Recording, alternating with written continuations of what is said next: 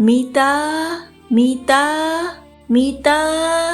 एक बूढ़ी औरत लाठी टेक टेक कर समुद्र किनारे इधर उधर घूम रही थी और पुकारती जा रही थी, मीता, मीता, मीता।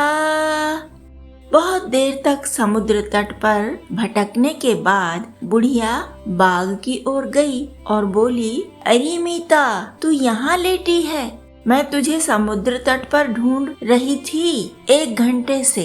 कितना परेशान करती है तू मुझे। कल मैं तुझे फुलवारियों में खोजती रही और तू समुद्र के किनारे लेटी पड़ी थी। आज मैं तुझे समुद्र तट पर ढूंढ रही थी तो तू यहाँ लेटी है। क्यों तंग करती है अपनी माँ को?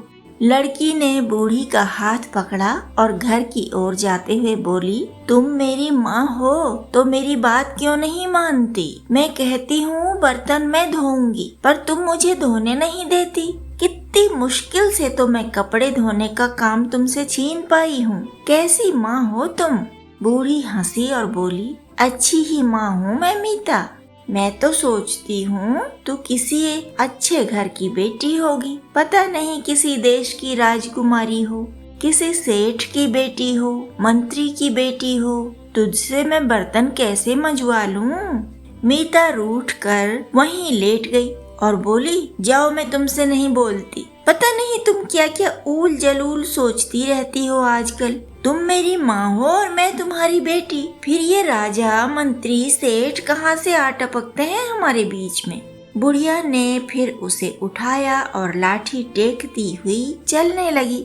वह बोली, बेटा तेरा नाम मीता मैंने ही रखा क्योंकि मैं तो अपनी झोपड़ी में अकेली रहती थी। तू आ गई तो मुझे एक सखी मिल गई, मीता मिल गई, तो मैंने तेरा नाम ही मीता रख दिया। पर मैंने तुझे जन्म नहीं दिया बिटिया। कभी न कभी तेरे असली माता पिता आएंगे और तुझे साथ ले जाएंगे।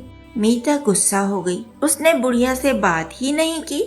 अगले दिन सुबह सुबह हरखू आया और बोला, मालकिन आज खेतों में क्या क्या काम करना है एक ही बार में बता दो। मीता ने कहा, काम तुझे माँ बताएगी। मैंने तेरे लिए रोटी बना कर रखी है, चटनी पीस कर रखी है। तू रोटी चटनी खा भी ले और खेत में भी ले जा। मैं दिन में आऊंगी तेरा काम देखने। परसों तू सोया मिला था मुझे, अब काम चोरी न करना।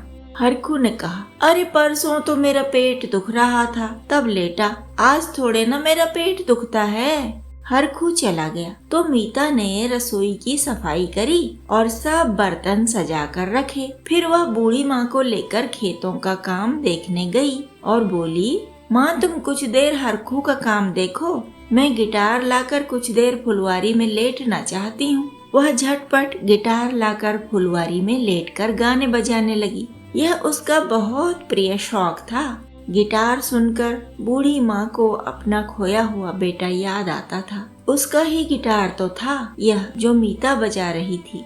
बादल घिरे तो मीता मस्त होकर इधर उधर घूमने लगी। बादल भी उसे अपने दोस्त लगते थे, वैसे ही जैसे बत्तखें, चिड़िया और बैलगाड़ी वाले के बैल लगा करते थे।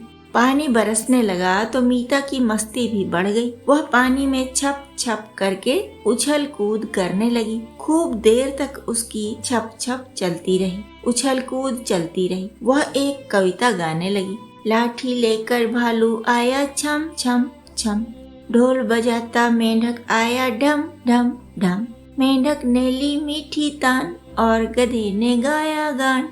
बारिश थम गई पर मीता तो प्रकृति के साथ मस्त थी। खिली खिली हरियाली उसे मोहित करती थी। वह एकटक हरियाली को ही निहार रही थी। बूढ़ी माँ थाल सजाकर वहीं आ गई और बोली, ए मीता तू ऐसी क्यों है बिटिया? मीता बोली, कैसी माँ?